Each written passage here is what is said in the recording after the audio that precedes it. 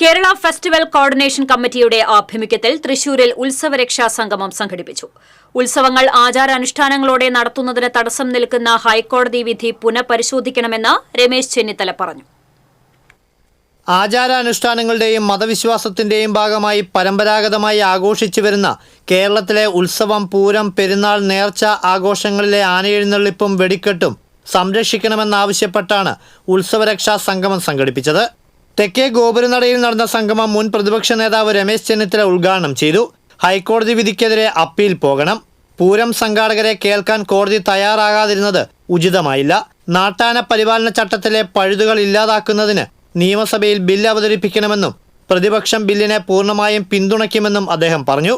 രാഷ്ട്രീയ ഭേദമന്യേ എല്ലാവരും ഒരുമിച്ച് നിന്ന് ഇതിനെതിരായി നിയമനിർമ്മാണം കൊണ്ടുവരണമെന്ന് BJP സംസ്ഥാന അധ്യക്ഷൻ K. സുരേന്ദ്രൻ പറഞ്ഞു. ഇക്കാര്യത്തിൽ സംസ്ഥാന സർക്കാർ തന്നെ മുൻകൈ എടുക്കണമെന്നും കേരള ജനത വിചാരിച്ചാൽ ആർക്കും ഒരു പൂരവും ഉത്സവവും തടസ്സപ്പെടുത്താൻ കഴിയില്ലെന്നും അദ്ദേഹം കൂട്ടിച്ചേർത്തു. കേരള ഹൈക്കോടതിയുടെ ആനയെഴുന്നള്ളിപ്പ് സംബന്ധിച്ച പുതിയ മാർഗനിർദ്ദേശങ്ങളും വെടിക്കെട്ട് നടത്തിപ്പ് സംബന്ധിച്ച കേന്ദ്ര സർക്കാരിന്റെ പുതിയ വിജ്ഞാപനവുമാണ് നിലവിൽ പ്രതിസന്ധി സൃഷ്ടിച്ചിരിക്കുന്നത്.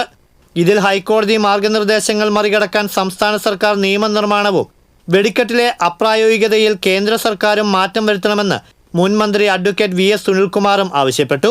CPM നേതാവ് മുൻ MPയുമായ ഡോക്ടർ PK ബിജു, CPI ജില്ലാ സെക്രട്ടറി KK വത്സരാജ്, കോൺഗ്രസ് നേതാക്കളായ TV ചന്ദ്രമോഹൻ, ജോസ് വള്ളൂർ, മേളപ്രമാണികളായ Padmashri Peruvanam Kuttan Marar, Kizhakkoottu Aniyan Marar, Paramekkavu Devaswom president doctor M. Balagopal, secretary G. Rajesh, festival coordination committee സംസ്ഥാന vice president A. Kumaran, general secretary Valsan Champakkara തുടങ്ങിയവർ സംസാരിച്ചു.